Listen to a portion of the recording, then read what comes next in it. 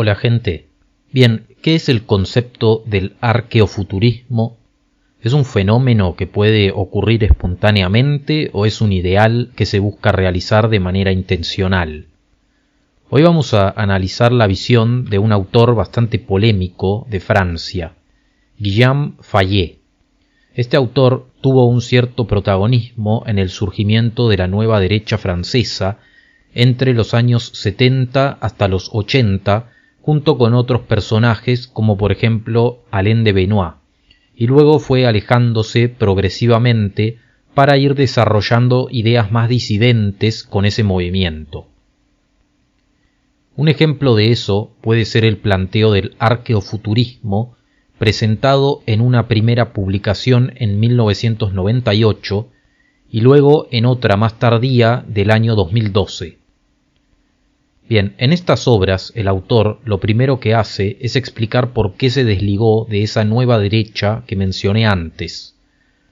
Algunos de los factores pueden ser que quedó restringida a poco público, casi como si fuera un microclima, la inmovilidad y falta de ingenio frente a la censura del sistema, la ambigüedad en varios de sus mensajes que los alejaban del ciudadano común, las posturas anticatólicas de esa corriente, o el no tener bien definida la visión económica del movimiento. Una vez que hace esto, Fayet va explicando que según su visión del mundo, nos dirigimos a lo que podría llamarse una convergencia de catástrofes. Se mezclarían en los años por venir una gran crisis económica, percances ecológicos, contagios y problemas de salud a nivel mundial, grandes movimientos migratorios o también desarrollos tecnológicos que pueden causar una gran angustia ética, especialmente en el campo religioso. Al siglo XXI lo define como el siglo del hierro y del fuego por venir. Toda esta mezcla de puntos problemáticos nos arrojaría de vuelta a los interrogantes primordiales. Tendríamos que volver sí o sí a plantearnos las cosas más básicas. Según él, se van a dejar de desarrollar filosofías del declive y van a llegar las filosofías de la catástrofe. Ahora bien, ¿cómo se llega a este punto crítico según la visión del autor? Bueno, básicamente la respuesta sería que se llegó a ese punto recorriendo los pasos de la civilización del progreso, el igualitarismo y la modernidad. De hecho, según él, la idea del igualitarismo sería la raíz más concreta del problema. Algo así como un buenismo secularizado que según él proviene del cristianismo, mezclado con el mercado de tipo anglosajón que habría sido el generador de un obsesivo amor por el dinero, y el individualismo ilustrado serían partes importantes de ese proceso moderno de declive. A esto también le suma la democracia. Los defensores de la democracia no se darían cuenta que la mezcla de ese sistema con el igualitarismo termina privilegiando a minorías, por lo tanto no se daría el gobierno del pueblo, sino que al mando estarían justamente las minorías, y esto es visto como una tiranía.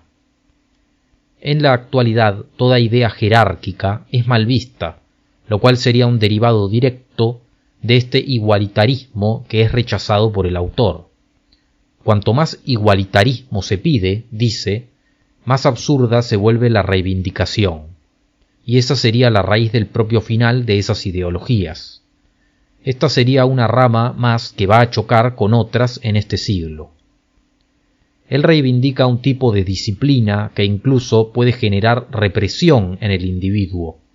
En lugar de eso, en el modelo imperante, todo estaría hecho para la prevención, sobre todo por un afán de solucionar problemas mediante la educación, que sería un ideal ingenuo proveniente de la izquierda intelectual, una izquierda que abandonó sus reivindicaciones fundamentales y que el autor califica como el principal perro guardián del sistema, que además no es capaz de entender que con sus reivindicaciones actuales está complementando al ultraliberalismo. Esta susceptibilidad extrema contra lo que es considerado represivo o también opresivo se vería en el arte, que abandonó todos los cánones clásicos para liberarse siguiendo los caprichos de los actuales artistas. Vista toda esta situación, para Fayet no pueden surgir soluciones para los problemas del propio sistema que los creó. Frente a estos problemas simplemente hay un vacío ideológico y una estrategia de distracción permanente. No se busca tanto censurar, o cuando se lo hace es de manera torpe. Lo que sí se busca es distraer, desviar la atención, abolir el pensamiento en beneficio del espectáculo, nos dice literalmente. ¿Cuál es entonces la solución que se propone? Bien, lo primero que se dice es que el debate entre tradición y modernidad no lleva a nada. Hace falta incluso algo superador. Lo que vendría, según esta postura, es un caos en poco tiempo, por lo tanto es necesario pensar para después de ese momento clave. Se va a vivir un trauma lleno de problemas modernos que representan asuntos primordiales del ser humano y para los cuales hace falta traer al presente soluciones tradicionales. Esto, por ejemplo, lo lleva a afirmar que acompañar a los desarrollos tecnológicos para que se generen híbridos entre humanos y animales, clones para extraer órganos o modificaciones en nuestra biología, es una buena idea, ya que serían contribuciones a una especie de mejora que nos ayudaría a maniobrar en estos futuros problemas, como sería el caso de nuevas enfermedades. La búsqueda de alargar la vida lo máximo posible, incluso aunque solo estuviera disponible para un sector social reducido, también sería bien visto.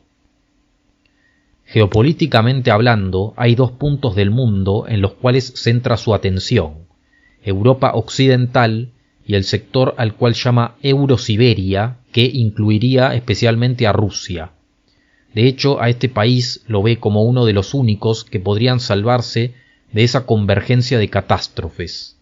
Esto lo hace estar a favor de una especie de Estados Unidos de Europa y Eurosiberia, que tendrían que organizarse política y económicamente con bastantes acuerdos mutuos y con algo así como una autarquía continental. Además, esa sería la forma de proteger al continente europeo, no tanto de Occidente mismo, porque el autor es escéptico con la idea de dividir al mundo entre Occidente y Oriente. Más bien propone dividirlo entre norte y sur, considerando que dentro del sur hay naciones y religiones que buscan revanchismo frente a las cuales se tendría que preparar Europa entera. De esto queda bastante excluido Estados Unidos, al cual el autor lo ve como sumido en un proceso de declive irreversible. A esta filosofía, que se trataría de solucionar problemas modernos con medios tradicionales, Fayet lo considera un pensamiento que va a dos velocidades. De ahí que lo titule arqueofuturismo o pensamiento neoarcaico. No se reniega de la tecnología y se sigue considerando progreso a las invenciones tecnocientíficas, lo cual sería la parte futurista, pero se toman cualidades y formas de pensar arcaicas en el sentido de primordiales o fundamentales y no tanto en el sentido de pasadistas, que estarían presentes en la tradición, aunque no queda claro en cuál tradición, porque al cristianismo se lo critica y también se critica a los intentos de neopaganismo y también a todo lo árabe. También se vería esa filosofía de las dos velocidades en la búsqueda de hacer convivir en una misma sociedad a las familias tradicionales numerosas gracias a la natalidad natural con el desenfreno libre. Otra forma de definir su pensamiento es la de constructivismo vitalista. Constructivismo sería porque se busca edificar una civilización y se revisa todo el tiempo a la propia filosofía para perfeccionarla. Vitalista podría tomarse en un sentido relacionado con Nietzsche, ya sea porque es un pensamiento que le da foco a la voluntad y a la idea de llegar a lo más alto imponiéndose sin sentirse culpable, así como también porque es orientado a afirmar la parte vital humana. Un grupo que tomara estas ideas debería esperar pacientemente al momento crítico en el que el sistema caiga para aprovechar su oportunidad, llegar al poder y afirmarse, logrando que la gente sienta constantemente verdaderos cambios. Sería una sociedad en la que se exaltarían valores combativos. Los pueblos tendrían que reencontrarse con sus identidades y dejar de ser masas, y deberían volver las aristocracias jerárquicas y los rituales. Las élites gobernarían con algún tipo de agnosticismo pagano, mientras que el pueblo se podría mover con un cristianismo medieval. Habría, por un lado, abundante tecnociencia, con inteligencia artificial, metaversos, hologramas y todo tipo de inventos, combinados con otras tecnologías antiguas que tendrían que volver para contribuir a la salvación del medio ambiente, como los dirigibles, mezclado esto también con otros sectores neotradicionales que mantendrían técnicas ancestrales y una economía medieval.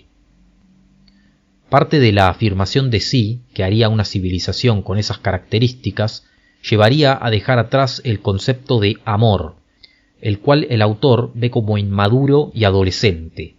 Las personas solo se unirían para mantener la estirpe. También se vería en la educación, que sería dura hasta los 14 años, para luego dejar de ser obligatoria. Finalmente, según el autor, solo con esta combinación, con esta suma de las dos velocidades, que no nos hace elegir entre una cosa o la otra, sino que nos permite tener una cosa y la otra, podríamos afrontar como humanidad los problemas que se vienen, ya que la cultura, como es actualmente, está en jaque. No puede ofrecer soluciones, porque si se atreve a buscarlas, tendría que sí o sí causar su autonegación. Estaríamos yendo irremediablemente en ese camino y habría que prepararse. Bien, algunas conclusiones. Primero, este libro tiene también adjuntado una especie de relato, como si fuera un cuento, en el que se trata de ambientar una historia viviendo en ese mundo arqueofuturista que el autor plantea. Y la realidad es que esto que se dice durante el desarrollo del libro no lo logra mezclar realmente. Él en ese relato muestra un grupo de personas que viven de una forma muy tecnológica, futurista, y por otro lado, totalmente separados de esos, viven otros que mantienen formas tradicionales. Entonces, lo que se propone yo no veo que él mismo lo haya logrado, al menos en ese relato, porque no es tan fácil esa mezcla, de hecho ni siquiera sé si es posible. Por eso es que yo termino pensando que esto puede ser considerado tranquilamente como un progresismo de derecha. A mí no me extrañaría que si en Europa, pero también en alguno de nuestros países, de repente tiene verdadero éxito alguno de los candidatos que se supone que son de nueva derecha actual, terminaran llevando a nuestros países a algo de esto, con unas tecnologías medio distópicas, pero dándole la posibilidad a algunos que son más conservadores o tradicionalistas de que se junten por su lado y estén en sus espacios seguros, digamos. Por otro lado, veo que esa división que aparece acá entre gente que simpatiza más con lo pagano, con lo nietzscheano, con el afirmar lo propio sin sentirse culpable y demás, y otro grupo que va por el lado de defender lo cristiano, lo católico, es una diferencia que aparece constantemente.